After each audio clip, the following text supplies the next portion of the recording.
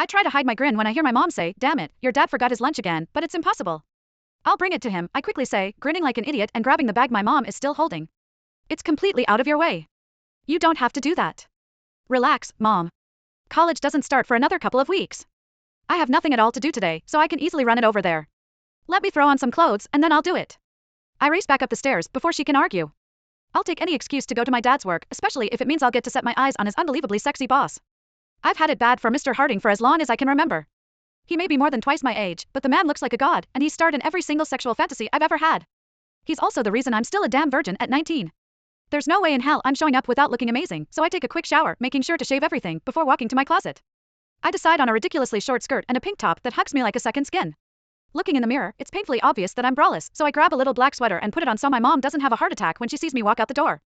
I look at my reflection one last time and smile. With any luck, I'll catch Mr. Harding's eye.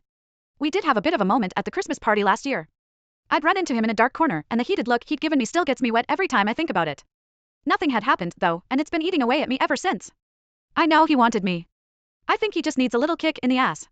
He probably thinks I'm off limits since my dad works for him. Well, that's bullshit. I just need to make him see reason, and I think today might be the day. With an excited squeal, I run down the stairs and grab the forgotten lunch. Calling out a quick bye to my mom, I race out the door and get in my car, so excited I can barely sit still. The whole drive, I replay scene after scene of me getting fucked in every position I can think of by Mr. Harding. By the time I'm pulling into the parking garage, my panties are soaked and my nipples are so fucking hard they ache. When I'm inside the building, my nerves threaten to get the best of me. I hurry up and find my dad's office before I lose my courage to even do that. "Well, what a nice surprise," my dad says, giving me a quick hug. "Oh, thanks." He grabs the lunch I hold out to him. "How pissed was your mom that I forgot it again?" I laugh and say she wasn't crazy happy about it, but I didn't mind bringing it. Before he can say anything else, I hear a deep, sexy voice coming from behind me, and I immediately know who it is. My whole body responds to that voice, and I'm suddenly so horny I can barely think. "Renee, it's nice to see you again." I turn and look up at the sexiest face I've ever seen, the one I have memorized and have fucked myself to more times than I can count.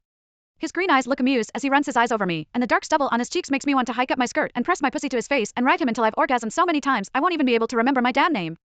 I realize I've been staring at him like an idiot, and to my absolute horror at some point during this imaginary oral scenario, my mouth has fallen open, so I'm not only staring at him, I'm staring at him with my mouth parted and my breathing way heavier than it should be for just standing still. I feel my face heat up and know I can add turning bright red to my list of humiliations. Mr. Harding runs his eyes over me again before turning to my dad. "Are you going to have a problem getting me that report by the end of the day?" "No, not at all," my dad says, already sitting back down at his desk to get working. I know he's super busy, so I tell my dad bye and start to walk away. I don't get far before I sense rather than see the large, powerful presence beside me. He follows me into the elevator, but before I can press the button for the ground floor, he leans over and presses the top floor button. Keeping his body close to mine, he leans in closer and says, "Would you mind coming to my office before you go?"